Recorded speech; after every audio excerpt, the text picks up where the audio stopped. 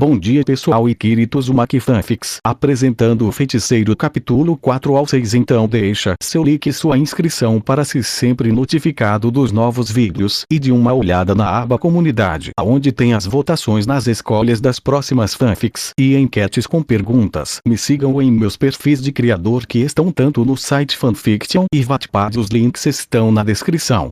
Capítulo 4. Um corpo saudável e forte é construído com tempo, esforço e dedicação, além de uma boa alimentação para reconstruir os músculos danificados com a proteína necessária para fortalecer o corpo e torná-lo muito melhor do que é.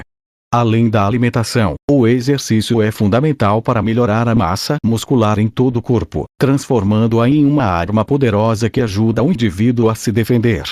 Toji Fushiguro havia conquistado seu físico através de treinamento implacável desde a infância, incutido por seu próprio pai. Sua decisão de abandonar as artes marciais de seu clã ajudou a aprimorar significativamente seus atributos físicos, criando o corpo que ele exibia com orgulho aos 40 anos, com um sorriso zombeteiro e divertido estampado no rosto para qualquer um que ousasse desafiá-lo. E esse era o objetivo que Toji havia traçado para si mesmo. Recriar seu próprio corpo dentro do adolescente amaldiçoado que havia caído em suas garras e transformá-lo em um feiticeiro que dependesse inteiramente de sua força física, não de magia como outros haviam feito. Para cumprir essa tarefa, ele manteve o adolescente sob um rigoroso regime de treinamento físico durante os 2 meses em que o manteve em cativeiro, guardando o selo que mantinha a maldição dentro do anel e completamente longe do garoto. E isso continuaria até que o adolescente colocasse o anel em um de seus dedos, não importando qual dedo ou mão. Assim que o fizesse, a entidade dominaria o garoto, e ele jamais conseguiria selá-lo novamente. Com apenas 2 meses de idade, o corpo de Naruto ainda não conseguia acompanhar a força física de Toji. Desenvolver seus músculos perfeitamente levou tempo, e através de um regime intensivo, Toji conseguiu que o garoto tivesse movimentos fluidos, eliminando qualquer atraso em seus movimentos e lhe dando força suficiente para lutar sozinho. Isso lhe proporcionou força nas pernas e nos braços que elevaria sua habilidade com a espada a um nível totalmente novo. Toji sentia-se secretamente grato por o garoto saber Kendo. Embora tivesse que admitir, seu comportamento como uma espada nas mãos fosse estranho. Quando Naruto tinha uma espada, fosse de verdade ou de madeira, sua expressão, seus olhos e até mesmo seu semblante se transformavam em algo completamente diferente. Não havia nervosismo, hesitação e certamente nenhum arrependimento. Quando Naruto movia a espada, era como se fosse uma extensão de seu próprio corpo, como um terceiro braço, seguindo os comandos de um louco. E Toji se orgulhava desse aspecto do garoto, do predador que ele estava construindo. Toji teve que admitir que o garoto havia se saído bem nos 2 meses em que estiveram longe da civilização. 2 meses nos quais ele ensinou ao garoto tudo o que se lembrava e sabia sobre ser um feiticeiro, sobre seu trabalho de exorcizar demônios e proteger os civis do perigo representado pelas criaturas do submundo. Embora Toji duvidasse seriamente que o garoto retivesse essa última habilidade. Quando sua verdadeira natureza emergiu, ele se revelou um predador, um lutador habilidoso que parecia disposto a tirar uma vida com a própria espada. O garoto tímido havia deixado o corpo do adolescente e desaparecido como uma pequena nuvem de poeira. Toji estava determinado a manter a verdadeira essência de seu aluno visível e estava preparado para impedi-lo de escondê-la novamente atrás de palavras hesitantes e gestos tímidos e nervosos. A atitude irritante e incômoda havia se tornado mais divertida para o feiticeiro mais velho, uma atitude com a qual ele podia trabalhar, e que o fazia lembrar de um antigo inimigo que quase o matara. Então, vou voltar para Ko? O mestre e aluno estavam reunidos dentro da pequena cabana. Toji não havia mudado suas roupas nem sua aparência física. Por outro lado, Naruto havia ganhado massa muscular, crescido alguns centímetros e se livrado de seu uniforme escolar esfarrapado, vestindo agora uma simples camisa preta e calças caqui largas, com chinelos chineses nos pés, sem meias. Você precisa me provar que o tempo que passou aqui não foi um completo desperdício. Toji não ia encher a cabeça do seu aluno com ideias erradas. Não ia elogiá-lo por ser um bom aluno ou por demonstrar habilidades que lhe permitissem aprender algumas coisas a mais. Isso só inflaria o ego do garoto, e ele já tinha tido excesso de confiança sem esperar que um adolescente seguisse completamente os seus passos. Entender, preparei uma mochila com algumas coisas, além de algumas armas amaldiçoadas que podem ser úteis para confrontar demônios, anjos e seres sobrenaturais. Uma espada forjada apenas de aço levaria qualquer um à morte certa. Por isso, ao longo da história, armas sagradas e amaldiçoadas foram criadas, dando a feiticeiros e exorcistas a chance de lutar contra demônios ou qualquer ser que tentasse possuir pessoas inocentes, ingênuas e indefesas. Toji havia acumulado uma vasta coleção de armas amaldiçoadas. Seu clã fornecia tais armas a feiticeiros há séculos, e agora ele era o único proprietário delas. E, claro, ele havia feito excelente uso de cada uma, aprendendo como funcionavam e a maldição que as envolvia. Armas amaldiçoadas. Naruto piscou ao ouvir a última parte. Ele esperava que seu mestre lhe deixasse a katana que lhe dera no início, não algumas armas do cofre de sua família. As armas amaldiçoadas eram objetos que valiam milhões. Vendi-las o tornaria bilionário. O quê? A katana que eu te dei é só um pedaço de aço. Você esperava que eu te mandasse lutar contra demônios com um pedaço de metal inútil. Toji se considerava um predador, um lutador que colocaria seu próprio bem-estar acima dos outros, alcançando os melhores resultados seguindo suas próprias regras. Mas ele não era cruel o suficiente para enviar um mero adolescente, sem as ferramentas necessárias, para uma cidade que se tornara o epicentro de muitos problemas sobrenaturais. Ultimamente, casos sobrenaturais têm se espalhado por Koyo. Deixar o menino na cidade sem ferramentas pode levar à sua morte mais cedo do que o esperado. Obrigado, pessoal, eu não te dei permissão para me chamar de professora, pirralha. Toji era um entusiasta de jogos de azar, um dos últimos feiticeiros do mundo e um excelente lutador em terra, sendo um estrategista capaz de aprender sobre as fraquezas de seu oponente e explorá-las a seu favor. Naruto, por outro lado, era um amante da sua própria tranquilidade, o rapaz amaldiçoado por um erro e alguém que escondia o seu verdadeiro rosto sob uma máscara de impotência, mostrando seu verdadeiro eu apenas quando tinha uma espada nas mãos. Eles tinham desavenças e eram diferentes em muitos aspectos, exceto quando lutavam contra outros.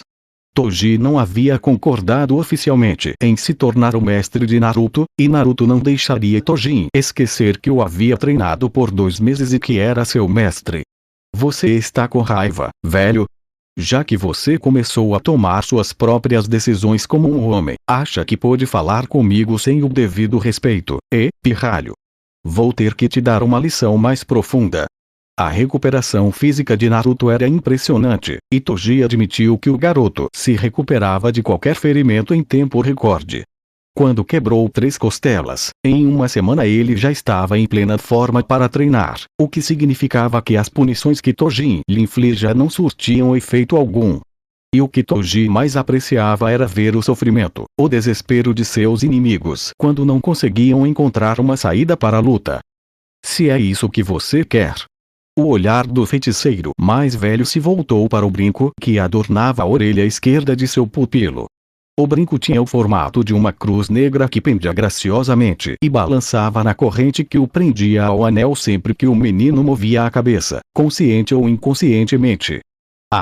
Toji fez um gesto com o braço, apontando o dedo indicador para o adolescente.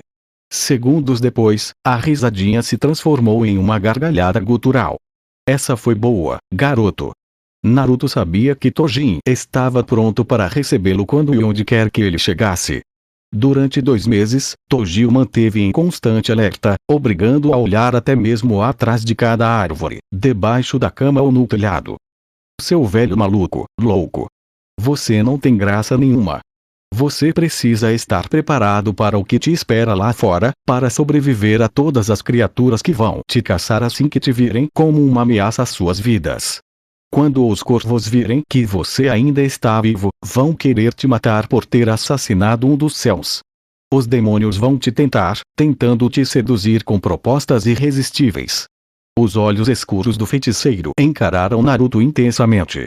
Toji já tinha visto outros feiticeiros caírem na lábia dos demônios. Ele já tinha visto membros do seu próprio clã serem usados como meras cobaias. Tornaram-se simples marionetes, meros peões daqueles que juraram eliminar. Eu não quero ver eles te seduzirem, te transformarem num simples manequim sem emoção para dançar nas mãos deles. Se isso acontecer, eu mesmo te mato. As palavras de Tojin atingiram os ouvidos do adolescente. Eram concisas, diretas e repletas de uma verdade que não podia ser corrompida por mentiras.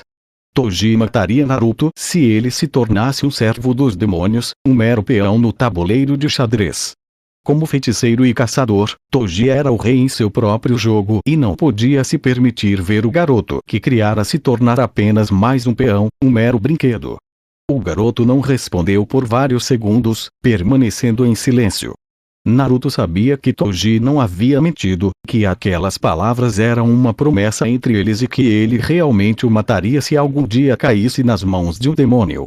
E, de certa forma, o Uzumaki era grato por isso. Ele podia contar com alguém para acabar com seu sofrimento caso se tornasse um mero brinquedo para as criaturas que deveria matar. Não brinque com fogo, garoto. Você pode se queimar em segundos se não tomar cuidado. Vou me lembrar disso, professora. A mente do homem viajou de volta no tempo, vários anos dentro de sua própria história. Aquela mesma frase havia saído dos lábios de seu único filho, o menino que ele nunca mais viu depois daquela mesma resposta.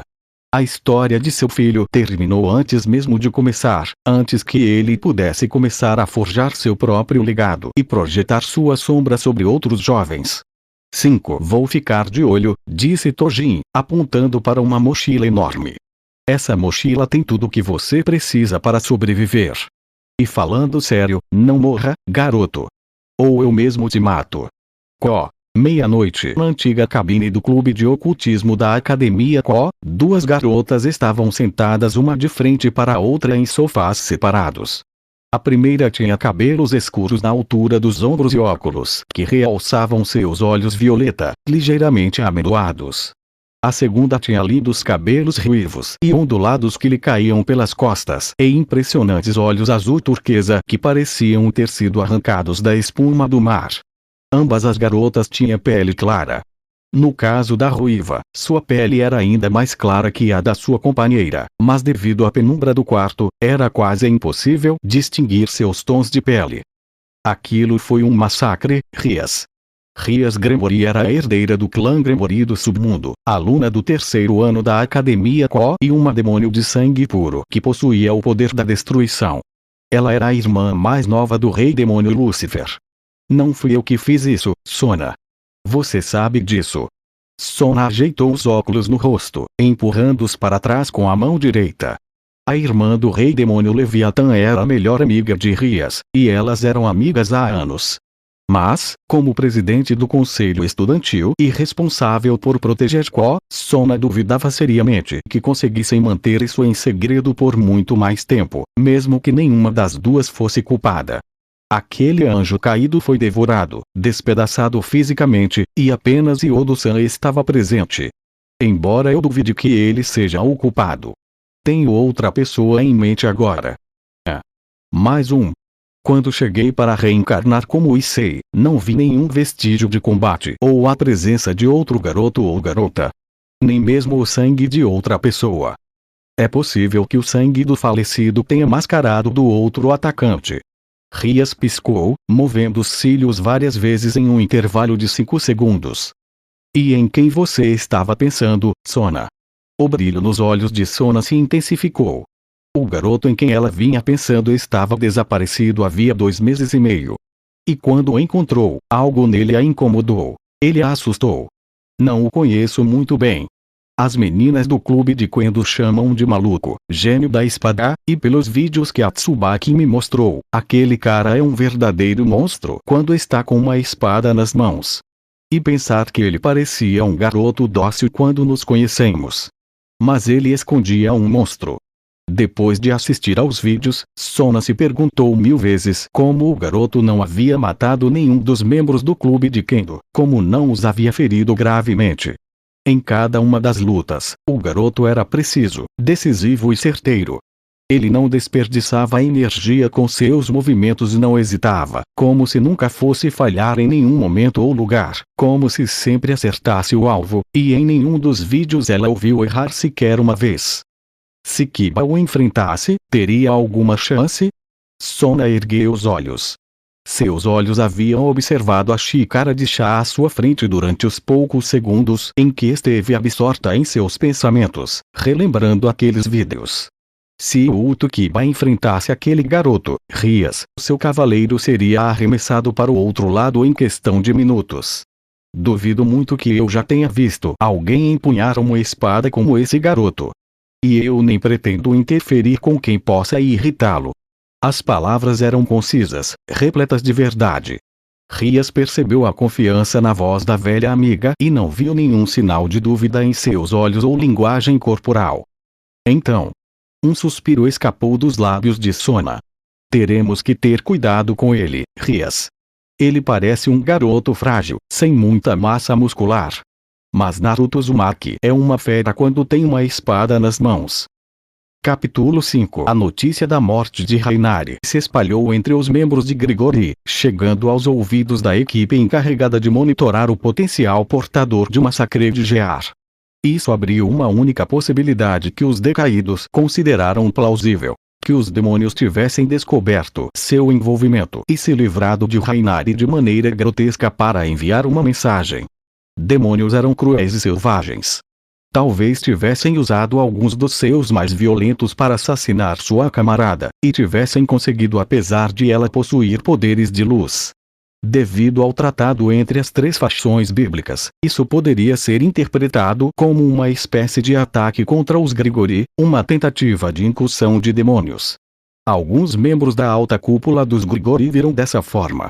Mas não era algo que os caídos pudessem simplesmente ignorar. Ko, de acordo com o acordo entre o inferno e o shintoísmo, pertencia à facção demoníaca e estava sob os cuidados dos clãs Gremory e Citri, tornando qualquer pessoa de outra facção um intruso dentro dos limites da cidade. Isso significava que o incidente se voltou contra os Grigori, transformando os caídos naqueles que haviam quebrado o pacto de paz entre as facções. A situação havia se tornado delicada, mas era de conhecimento público que o clã Gremory e o clã Citri não retaliariam sem justificativas para a presença de Rainari dentro dos limites da cidade e que primeiro iniciariam uma investigação sobre a própria presença da mulher caída. Isso deu aos Grigori um tempo limitado para criar uma desculpa para escapar da confusão e manter a calma entre as diferentes facções, tudo isso sem saber da traição de um dos altos comandos dos Grigori, o verdadeiro perpetrador das ações de Rainari, e da presença dos vários caídos na pequena cidade de Koyo. O medo era uma arma poderosa, usada pelos poderosos para alcançar seus objetivos, pressionando-os de posição inferior a fazerem o necessário para sua ascensão ao poder. E no mundo sobrenatural, essa pressão se tornava sufocante, a um grau verdadeiramente insuportável, pois a força por trás das palavras era geralmente real, demonstrável e associada aos nomes daqueles que representavam a ameaça. Desde a morte de Rainari, estamos atrás da pirralha da engrenagem secreta, cura do crepúsculo. A missão dos caídos em Ko prosseguiu apesar da insistência de alguns oficiais de alta patente para que a operação fosse cancelada. Os membros da equipe vigiavam aqueles que acreditavam portar uma Sacred Gear especial e poderosa, capaz de fazer toda a diferença em um confronto. Não é como se uma pirralha pudesse fazer muita coisa. Ela não sabe lutar e acha que foi enviada pela igreja para esta cidadezinha remota do Japão. E não é como se alguém fosse cuidar dela. As Sacred Gears eram armas criadas para que os humanos pudessem se defender de seres sobrenaturais que desejassem lhes fazer mal. Existiam dois tipos. As Sacred Gears e as conhecidas como as 13 Longinos, as 13 Gears mais poderosas, com um poder capaz de matar um deus. No entanto, por Deus, eles se referiam a qualquer Deus, não àquele pertencente à facção bíblica conhecida como Elohim. De acordo com registros obtidos sobre as Sacred Gems, a Twilig Teal'c estava entre as primeiras, e não entre as 13, as mais poderosas. Apesar de não pertencer a esse grupo, a Twilig Teal'c era poderosa nas mãos certas, capaz de prolongar batalhas entre dois lados devido ao seu poder. Curar aqueles que o usuário escolhesse, embora com suas limitações. Talvez, suspirou a caída, observando a freira rebelde. Essa sensação de estranheza enquanto fico de olho nessa pirralha, agora que Rainari se foi. Você é um medroso, Dona Zeke. Os olhos de Dona Zeke se estreitaram diante da pergunta de seu companheiro. O homem caído ocultava o corpo sob um enorme sobretudo, e metade de seu rosto estava encoberta por seu chapéu de abas largas. Com medo? Migpelt, é melhor você manter essa sua boquinha bem fechada, entendeu? Vestida com o estranho uniforme de empregada doméstica, uma garotinha de cabelos loiros presos em duas tranças olhou nos olhos escuros de Dona Zeke do ponto mais baixo do telhado, transformando seu olhar em duas adagas. Eu? Rainari já te protegeu o suficiente, seu covarde. Eu vou. Já chega, vocês dois, disse uma voz severa de mulher, interrompendo a discussão entre os dois homens caídos. Manter Asia Argento sob vigilância é tudo o que temos que fazer. É tudo o que ele nos ordenou. Não devemos nos sobrecarregar nem nos esforçar mais do que o necessário. Duvido que Gremory intervenha se não nos esforçarmos ou se algum de seus capangas interferir no que estamos fazendo. Embora trabalhar com aquele exorcista desonesto possa ser um pouco demais para mim. Com os cabelos presos em um longo rabo de cavalo azul marinho e olhos cheios de arrogância, Calavarna era uma mulher de cintura fina e seios fartos. Com um ar arrogante, ela havia assumido o comando daquela pequena operação após a morte de Rainari e precisava manter o controle sobre tudo o que acontecia naquela igreja semidestruída. Mas Calavarna. Obter o crepúsculo é crucial agora, disse a mulher, cruzando os braços sob o peito e apoiando o queixo na mão direita enquanto olhava para a jovem Asia deitada no altar de sacrifício. Rainari queria sacrificar para si mesma. Em vez disso, nós a usaremos para aplacar a ira de nosso Senhor. Extrair a sacrificar do coração seria fatal para a jovem Asia Argento. Ela perderia a vida e permaneceria prostrada naquele altar, tornando-se uma lembrança para seus entes queridos e um criadouro para as larvas que devorariam sua carne com o passar do tempo. Mas o Senhor a quem serviam havia expressamente solicitado o crepúsculo como uma oferenda, um juramento de lealdade à sua causa. E Calavarna não deixaria essa oportunidade escapar, não quando as chances de ser morto por ele eram tão altas. Precisamos fazer isso funcionar, mesmo que Freire Seusen seja nosso parceiro nisso. Calavarna não tinha respeito pelos humanos. Para ela, eram seres inferiores, meros objetos, bucha de canhão em guerras. Mas aqueles que ela mais odiava eram tipos como Freire, arrogantes, pervertidos e presunçosos ao extremo. Apesar disso, ela sabia que o exorcista profano era habilidoso e útil para os planos futuros que seu mestre tramava nos bastidores, escondidos dos olhos de todos. Foi por isso que ela não cortou a garganta de Freire quando ele quase atacou a Asia, quando a olhou com desprezo e quando cuspiu na morte de Rainari. Eles eram traidores dos Grigori, mas ela respeitava seu próprio companheiro. Não é como se algo fosse dar errado. Por que Gremory interferiria no nosso jogo? Dona Zeke trilhou o mesmo caminho que Calavarna e não estava totalmente do lado de Rainari quando ela tentou tomar o crepúsculo para si. Contudo, o caído permitiu-se um pouco de otimismo desta vez. Gremory e Citri não estavam ligados à Asia, e não havia como intervirem sem criar um cisma entre as facções. Havia membros de alto escalão dos Grigori que desejavam a guerra, não apenas o Senhor a quem serviam, e poderiam usar isso para iniciá-la e prender Azazel ao trono. Você nunca sabe o que eles vão fazer. Eles mataram Rainari e Azazel não fez nada. Nada. É isso que mais me enfurece, o que me faz odiá-lo ainda mais. A inação dele é repugnante.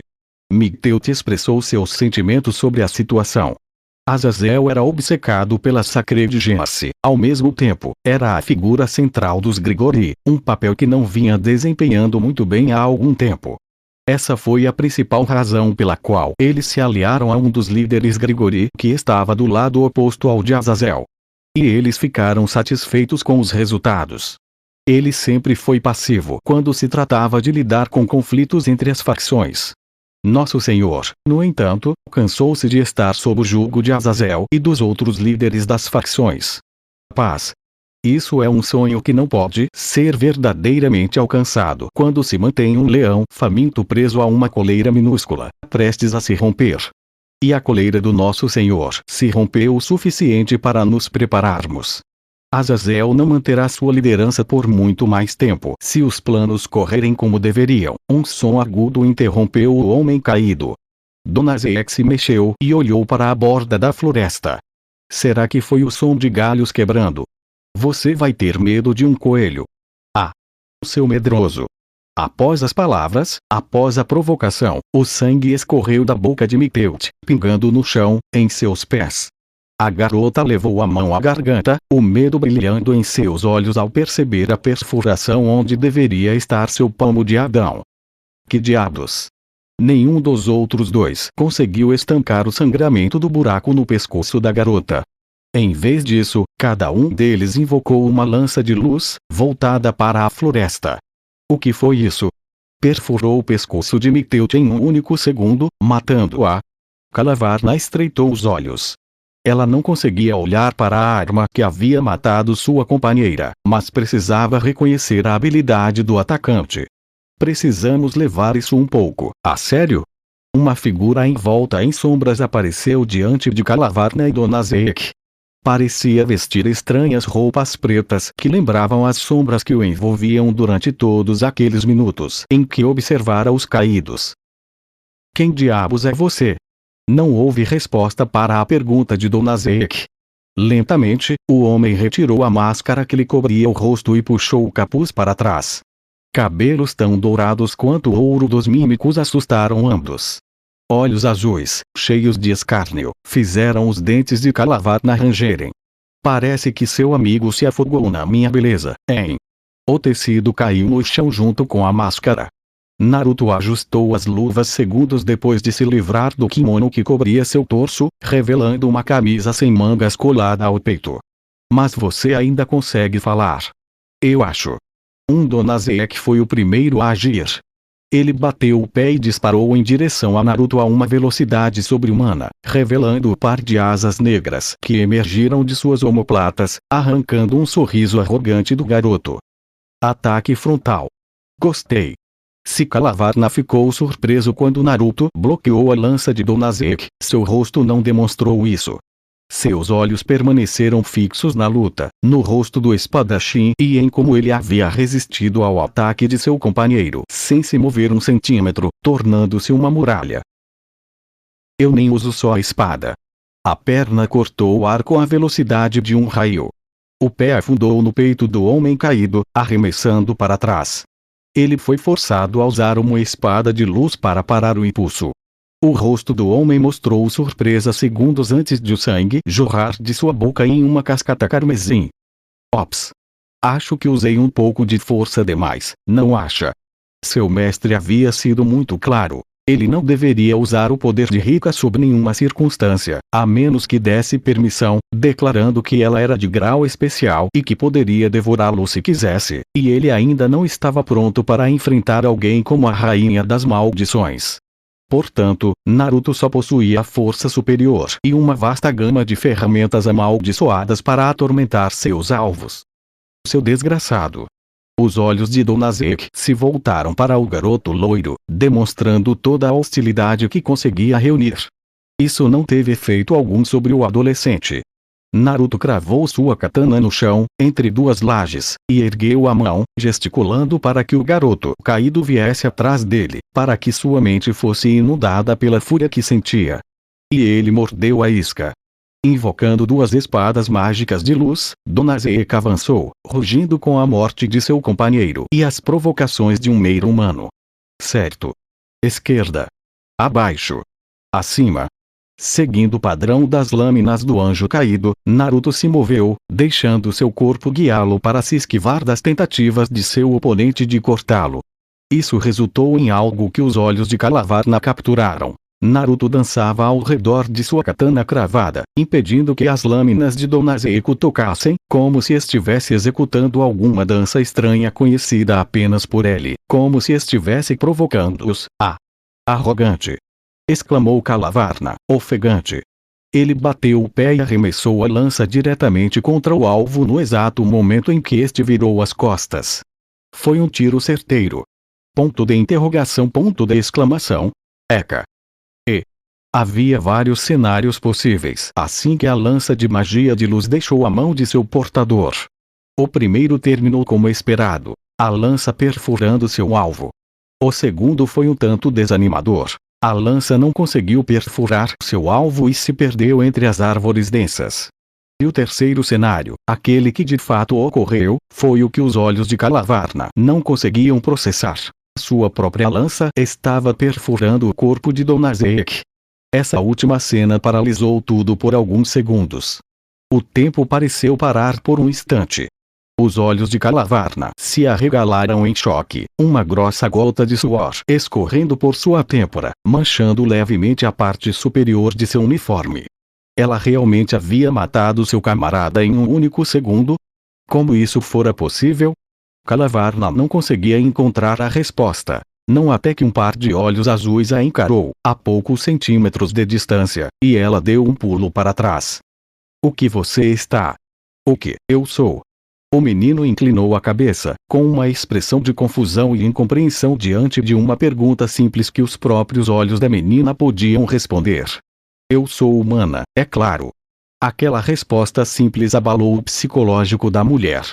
Seus olhos perderam a visão e ficaram brancos. Suas pernas tremeram, perdendo a força que a mantinha de pé, e ela caiu de joelhos, com o olhar fixo no céu. Um ser humano. Acho que o brinquedo está quebrado, exorcista.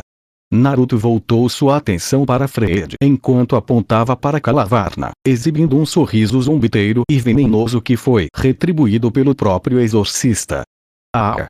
Em outro tempo e lugar, eu teria te agradecido pelo que você fez com essa vadia. Fred agarrou Calavarna pelos cabelos. Eles são tão arrogantes. Mas meu papel aqui é pegar o crepúsculo e entregá-lo àquela pessoa. E eu já tenho o equipamento. Os instintos de Fred gritaram. Graças à sua experiência e loucura, ele bloqueou o ataque de Naruto com 20% de sucesso. Devido ao comprimento da arma e à força do movimento, o exorcista foi arremessado para trás e se chocou contra um pilar. Vou falar um pouco sério agora. O cabelo caiu sobre os olhos do loiro. Lentamente, o enorme nunchaku de 3 seções envolveu o pescoço do jovem. Não sou de incomodar mulheres. Não gosto de um cachorro falando com elas com uma boca tão suja. O hábito de Fred estava manchado de sangue. Existem muitas atitudes dentro de mim. Muitas personalidades, por assim dizer. Mas meu mestre me ensinou a simplesmente brincar com a psique dos meus oponentes. Sim, sou arrogante, mas pressionar seus camaradas sempre foi meu objetivo. Ele se esticou ao máximo, mostrando o quanto havia crescido, deixando as pontas do nunchaku repousarem sobre o peito. Com você, serei eu em toda a minha glória, em todos os sentidos da palavra. Você é um bastardo arrogante. Ei! Eu tenho um professor arrogante, seu merdinha. Uma leve poeira se levantou quando Naruto aterrissou a poucos metros de Fred, que estava caído e ferido. Seu braço estava dilacerado, e ele podia sentir a pele latejando, os ossos estilhaçados pelo golpe do nunchaku. Vou ter que cortar sua garganta, seu adolescente arrogante do ensino médio. Claro. Eu lido com essa mesma merda desde criança, padre. Você está tentando intimidar alguém que superou o bullying e se tornou uma fera? Tenho que aplaudir sua estupidez. Você não vai me quebrar, seu idiota. A lâmina se moveu. A espada buscou implacavelmente o coração de seu alvo e quase o atingiu. Infelizmente para o exorcista, uma das seções do nunchaku se interpôs entre a ponta da espada e o alvo, surpreendendo Fred. Você me ouviu. A segunda parte da arma moveu-se seguindo os comandos do seu dono, atingindo o rosto do padre, estilhaçando-lhe a mandíbula e produzindo um estalo grotesco, acompanhado por um gemido e um som líquido quando o sangue caiu no chão. Ah! Acho que você não vai conseguir comer muito nesses dias. Talvez um purê de batatas, não acha? Ganha. Sim, sim. Não vou te entender. Ao desferir um chute no queixo do exorcista renegado, Naruto sorriu ao ver o sangue manchar seus sapatos.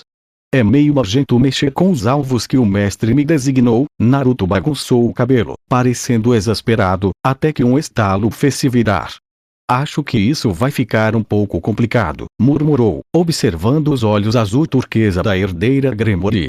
Capítulo 6. Numa das extremidades do terreno da Academia Ko, erguia-se um prédio antigo. Do lado de fora, sua fachada empoeirada e coberta de teias de aranha dava a impressão de estar abandonada e sem uso há muito tempo. As janelas escuras, que não permitiam vislumbrar o interior, apenas reforçavam essa impressão de decadência aos olhos dos alunos, tanto os novos quanto os veteranos, que encaravam o prédio com certa indiferença, como se ele não existisse ou fosse apenas fruto da imaginação antes de se dissipar. Mas o prédio existia, sim. A academia, ou mais precisamente o conselho estudantil, havia mantido o prédio e sua fachada completamente intocados, rejeitando quaisquer planos de reforma ou mudança que outros alunos, ou mesmo o corpo docente, destituído por uma simples votação do conselho estudantil, pudessem tentar implementar. O conselho estudantil usou uma das próprias regras da academia para justificar sua decisão de manter o prédio em seu estado atual. Eles citaram a importância histórica do edifício nos primórdios da academia, antes de ela se tornar mista, tornando-o um símbolo tanto para alunos quanto para professores. Obrigados por uma regra estabelecida pelos fundadores, nenhum professor poderia anular a decisão do presidente do conselho estudantil, e o prédio permaneceu como estava, com a entrada proibida para todos os alunos, exceto membros do conselho. Contudo, o motivo por trás dos esforços de Sona para manter o prédio em seu estado atual era muito diferente do que os professores e outros alunos pensavam. Usando seus poderes como uma demônio de sangue puro e sua própria inteligência, Sona manteve essa fachada por todos esses anos, ocultando o verdadeiro propósito do antigo prédio. Assim como Sona Ciptri estabeleceu seu domínio na escola ao assumir o conselho estudantil com todo o seu séquito de híbridos, Rias Gremory usou sua paixão por mangá e pelo sobrenatural para formar o clube de pesquisa oculta, assumindo a posição de presidente do clube e dando-lhe a fachada perfeita para estar sempre cercada por seu próprio séquito e para conseguir os trabalhos e encomendas do submundo mau. O clube havia estabelecido sua sede no antigo prédio que tanto professores quanto alunos consideravam um marco da academia. Sona havia formado seu conselho e sua própria comitiva dentro da academia, então o Ciptri achou melhor permitir que sua velha amiga tivesse acesso ao mundo exterior e estabelecer um status quo entre suas respectivas comitivas, evitando assim um confronto. Rias encarou a decisão sem malícia, considerando a opção mais viável para si e aceitando a oferta amigável de Sona, levando em conta que a herdeira Ciptri havia chegado ao Japão meses antes da própria Rias, tornando Ko, de certa forma, território Ciptri. Eu diria que o interior é lindo. Só faltam os esqueletos, as lápides e as teias de aranha. Obrigada. No momento, ambas as comitivas estavam dentro do antigo prédio que servia de sede para o clube de pesquisa oculta. Embora do lado de fora o prédio parecesse pequeno e dilapidado, por dentro a história era bem diferente. Estava bem conservado, reformado e magicamente alterado para conter vários cômodos, alguns escondidos dentro de outros, ao longo de enormes corredores. Qualquer pessoa que soubesse da existência de séries sobrenaturais no prédio esperaria que o interior fosse decorado em estilo macabro, com esqueletos, cadáveres e sangue cobrindo as paredes, talvez até com algumas pinturas grotescas, reverenciando os deuses dos próprios demônios. Essas pessoas ficariam chocadas e decepcionadas, pois qualquer imagem que tivessem de um clube administrado por demônios seria destruída pela simples visão dos dois sofás na sala de estar, de frente para uma mesa de carvalho com uma cadeira de encosto enorme atrás dela.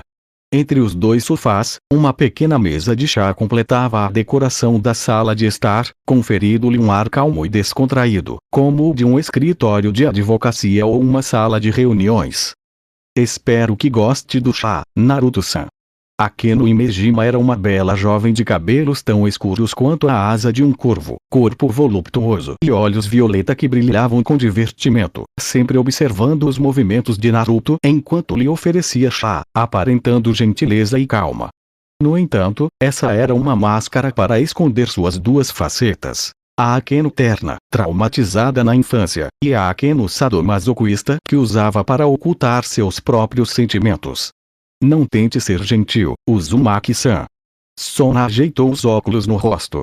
Sentada à direita de Rias e ladeada por Tsubaki Shinra, a expressão da presidente do conselho estudantil permaneceu inalterada desde que Naruto se sentou à frente delas, vestindo as roupas e carregando as armas que usou para matar os caídos. Então, chega de fingir ser o garoto fraco que você conheceu 2 meses atrás na entrada desta escola. Ótimo para mim, senhorita presidente. Não precisaremos mais fingir. Quando Naruto levou a xícara de chá aos lábios, Rias, Sona e seus respectivos grupos sentiram uma pressão que os oprimia como 2 mãos imensas. Mãos que os empurravam para baixo com força suficiente para mantê-los ajoelhados. Mas, alguns segundos depois, a sensação desapareceu. Eu não gosto. Koneko Tojo, uma doce aluna do 1º ano e mascote de Ko, fixou seus olhos cor de avelã no aprendiz de feiticeiro. Seu nariz se contraiu levemente, enrugando-se por alguns instantes, como se estivesse cheirando adolescente. Kokeno. Há algo mais aqui. Com cabelos brancos, figura esbelta e estatura um pouco abaixo da média para sua idade, Koneko não era uma demônio de sangue puro. Ela foi revivida pela peça da Torre das Peças do Mal, assim como todos os outros adolescentes na sala, com exceção de Naruto, Rias e Sona. Contudo, apesar de ter sido revivida, ela também era uma híbrida de demônio e yokai. Koneko pertencia à espécie Bakeneko, mais especificamente Nekomata, uma subespécie desses yokai. São uns idiotas, disse Naruto, com um pequeno estrondo ao colocar a xícara e o pires na mesa de chá. Se a ruiva não tivesse me distraído, aquele lunático estaria morto agora. Provavelmente com a cabeça empalada. Há poucas horas, Rias Gremory interveio no confronto entre os rebeldes caídos e o estudante feiticeiro, aparecendo no momento em que Naruto estava prestes a tirar a vida de Freire Seuzen, um ex-exorcista que prestava seus serviços aos caídos e aqueles que estavam em conluio com o exorcista renegado. Naturalmente, antes que uma palavra pudesse ser dita, Naruto e Rias começaram sua própria conversa e investigação sobre o que havia acontecido, fazendo com que a igreja abandonada fosse absorvida pela energia destrutiva que a herdeira Gremory liberou durante o confronto. Rias se repreendeu por não ter intervido verbalmente. Sona havia alertado sobre o estado mental do garoto e sua verdadeira personalidade. Apesar dos avisos, de que ela deveria ter chegado com sua comitiva, ou pelo menos com Akeno, e não ter ido na frente, ela não esperava que um garoto que parecia fraco, um magricela franzino, estivesse prestes a cortar sua garganta com uma estranha lâmina de 2 gumes. Se Kiba, seu cavaleiro, tivesse aparecido, colocando uma espada entre ela e Naruto, ela teria encontrado seu fim muito antes do que imaginava. A herdeira Gremory também tinha Sona a agradecer pelo encontro. A jovem Citri interveio entre Rias e o jovem aprendiz de feiticeiro, instando-os a interromper a briga antes que chamasse muita atenção e permitindo que a reunião prosseguisse sem problemas, algo que parecia provável de acontecer. No entanto, Sona não estava otimista. Eles podiam ter o garoto sentado ali, tomando chá, mas em um segundo ele poderia estar atacando-os com suas estranhas armas. Você parece preocupado com o exorcistazinho desonesto que escapou com algumas costelas quebradas. Ele é egocêntrico e um canalha, mas não tem forças para fazer nada a respeito. Mesmo. Uma das sobrancelhas do loiro se ergueu, desaparecendo sob as grossas mechas de cabelo que adornavam sua testa.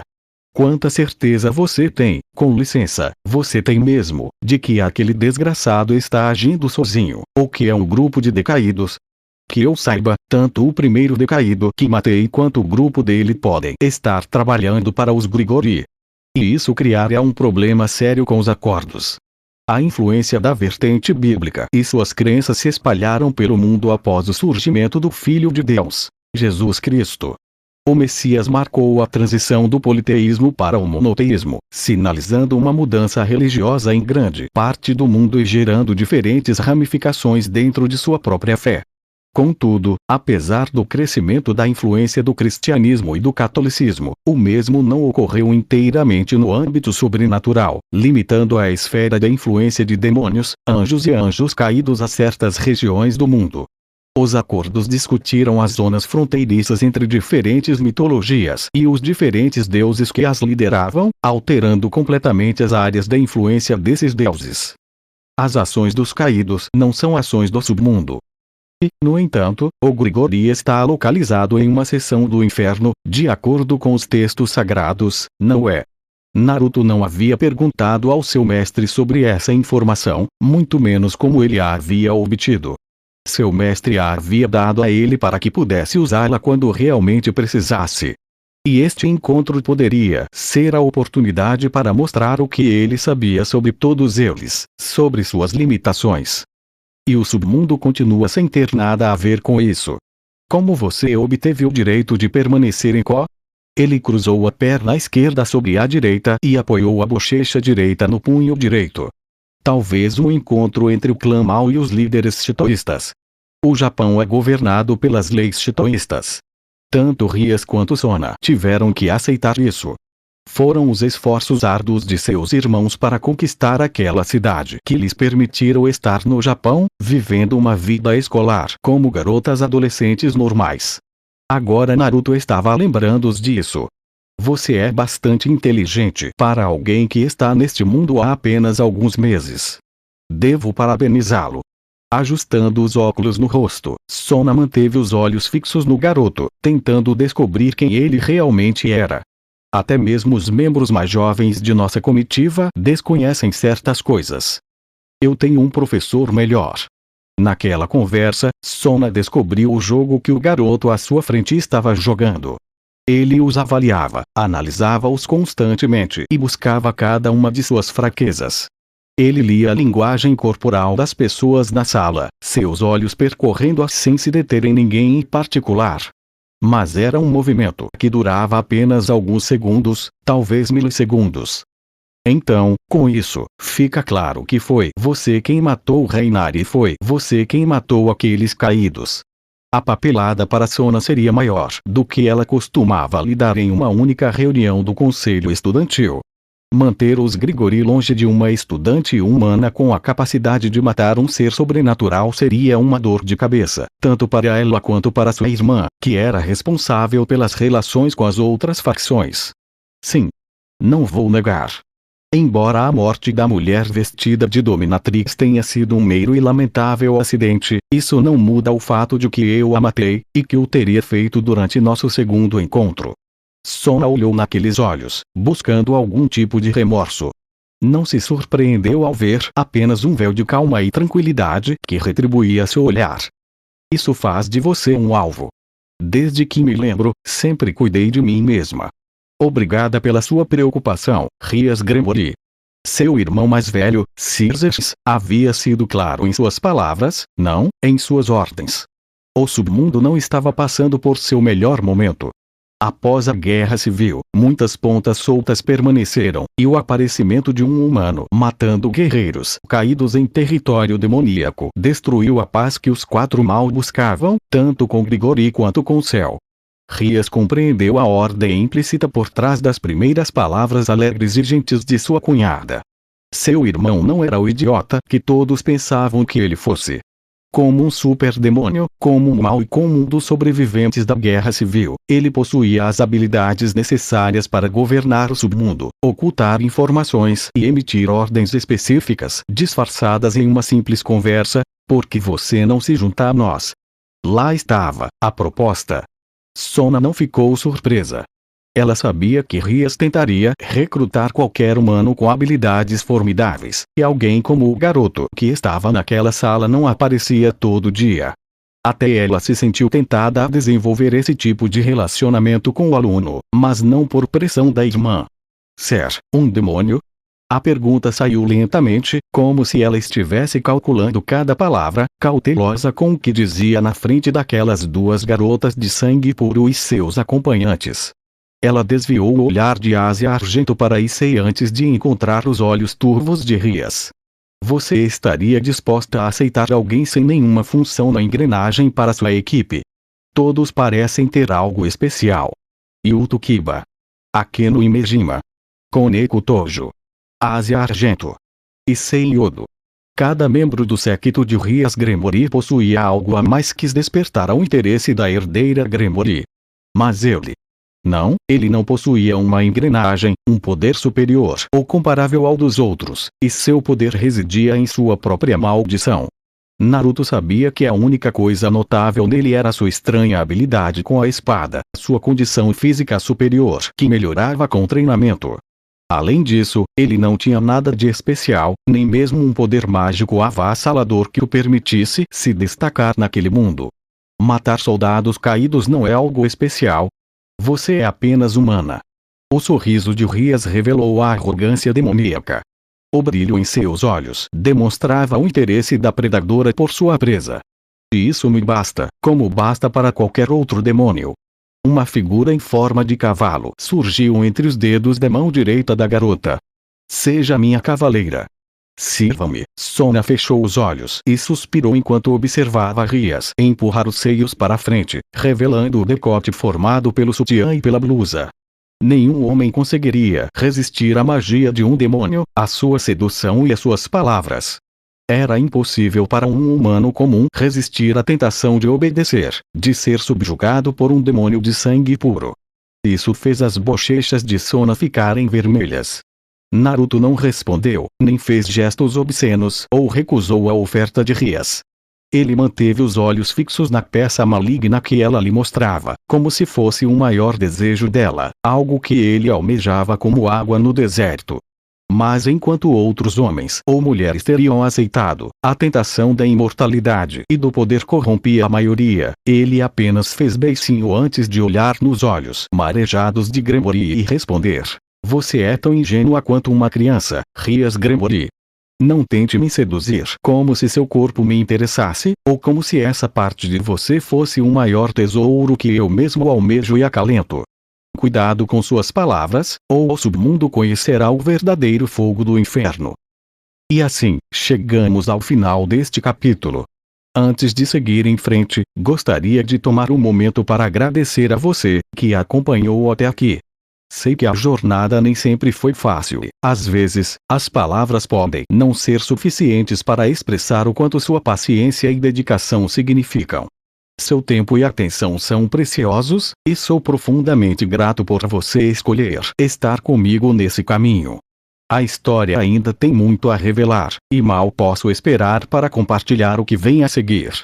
Espero que você continue comigo, pois sem você, tudo isso não passaria de palavras sem eco. Até o próximo capítulo, e mais uma vez, obrigado por estar aqui. Se despede o seu canal favorito Kirito Uzumaki Fanfics.